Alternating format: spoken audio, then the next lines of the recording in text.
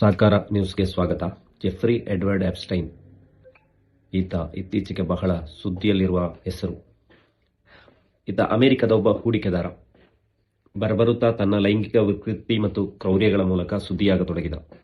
ತನ್ನದೇ ಒಂದು ಗುಪ್ತ ಸಾಮ್ರಾಜ್ಯ ಸ್ಥಾಪನೆ ಮಾಡಿಕೊಂಡು ಅಲ್ಲಿ ಜಗತ್ತಿನ ಘಟಾನುಘಟಿ ನಾಯಕರುಗಳನ್ನು ಕರೆಸಿ ಆತಿಥ್ಯ ನೀಡತೊಡಗಿದ. ಒಬ್ಬ ಶಿಶುಕಾಮಿ ಮತ್ತು ಎಳೆಯ ಕಂದಮ್ಮಗಳನ್ನು ತನ್ನ ಲೈಂಗಿಕ ವಿಕೃತಿಗಳಿಗೆ ಬಳಸಿಕೊಂಡು ನಂತರ ನಾಯಕರುಗಳು ಮತ್ತು ಅಲ್ಲಿ ಆಗಮಿಸುವಂಥ ಅತಿಥಿಗಳಿಗೆ ನೀಡತೊಡಗಿದ. ಮತ್ತು ಮಾಂಸ ಭಕ್ಷಣೆ, ಮನುಷ್ಯನ ಮಾಂಸವನ್ನು ಭಕ್ಷಿಸುವಂತಹ ಹೀನ ಫೋಟೋಗಳು ಕೂಡ ಇತ್ತೀಚೆಗೆ ವೈರಲ್ ಆಗ್ತಾ ಇದೆ.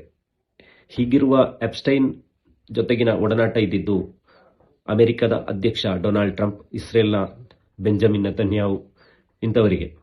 ಇವರು ಅತಿಯಾಗಿ ಈತನ ಸಾಮ್ರಾಜ್ಯಕ್ಕೆ ತೆರಳಿ ತಮ್ಮ ಕಾಮತೃಷೆಗಳನ್ನಿರಬಹುದು ಅಥವಾ ಇನ್ನಿತರ ಯಾವುದೇ ಚೇಷ್ಟೆಗಳನ್ನು ಮುಗಿಸಿಕೊಂಡು ಬರ್ತಾ ಇದ್ದ ಬಗ್ಗೆ ಇತ್ತೀಚೆಗೆ ವಿವರಗಳು ಬರ್ತಾ ಇದೆ.